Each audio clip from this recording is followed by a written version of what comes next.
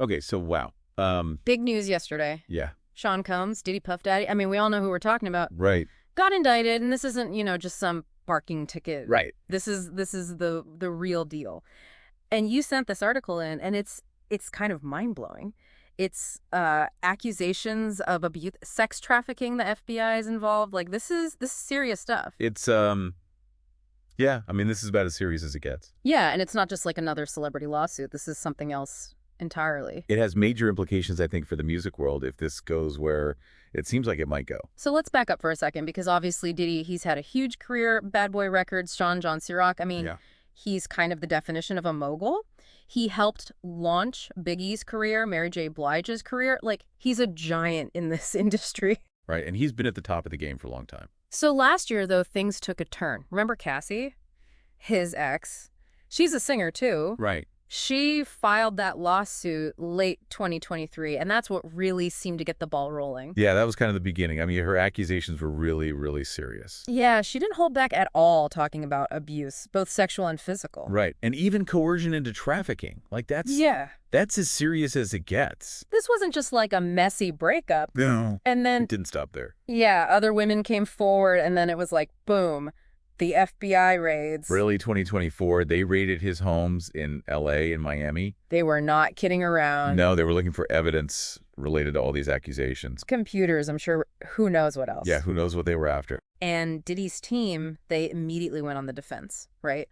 Calling it a witch hunt, saying these women were just out to get him. Right. I mean, that's kind of the classic playbook, right? Yeah, you almost expected it. Deny, deny, deny, and try to discredit the accusers. But then, this is where it got really crazy. Remember that hotel surveillance footage Yeah.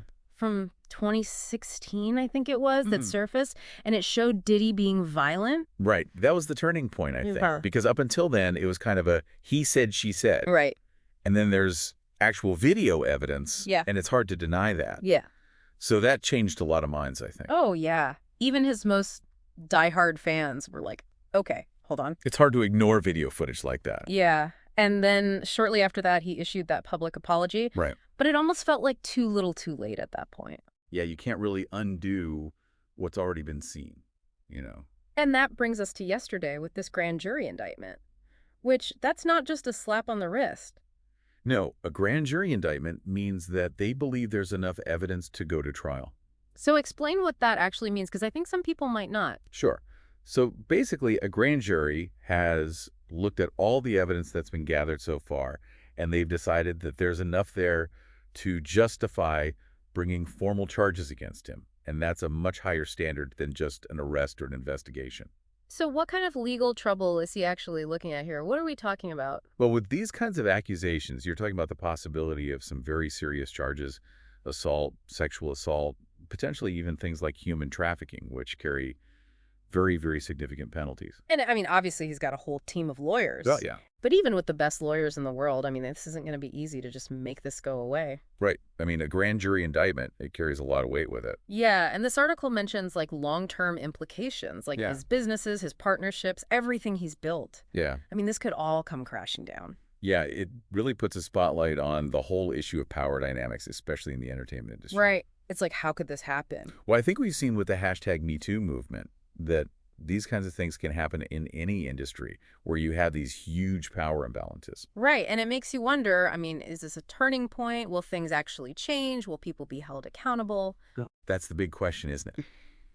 It remains to be seen whether this will lead to real lasting change or if it'll just be another one of those things where a celebrity gets in trouble and then it all kind of fades away. It's like we're at a crossroads. Yeah. And it'll be interesting to see how this all plays out because it could set a precedent. Well, and I think the fact that we're having this conversation is a good sign I hope so. that people are paying attention and realizing that this is a big deal. Yeah. And that this isn't just about Sean Combs. It's about a much bigger issue. Exactly. And hopefully it's not just a flash in the pan and that this is something that people will continue to talk about and demand accountability for. I think that's what we all hope for.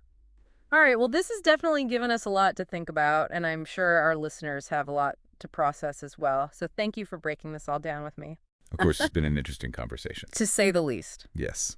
All right, that's it for our deep dive today, but be sure to check back soon because we will definitely be keeping an eye on this story as it develops. Absolutely. Until then.